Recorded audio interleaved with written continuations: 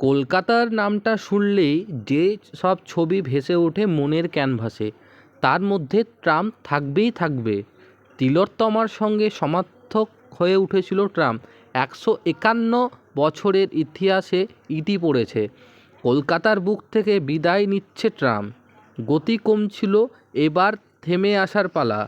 একটা শহরের অস্তিত্বের অংশ হয়ে ওঠা থেকে বাতিল হয়ে যাওয়া 1.5 শতকের সম্পূর্ণ হলো একটা বৃত্ত।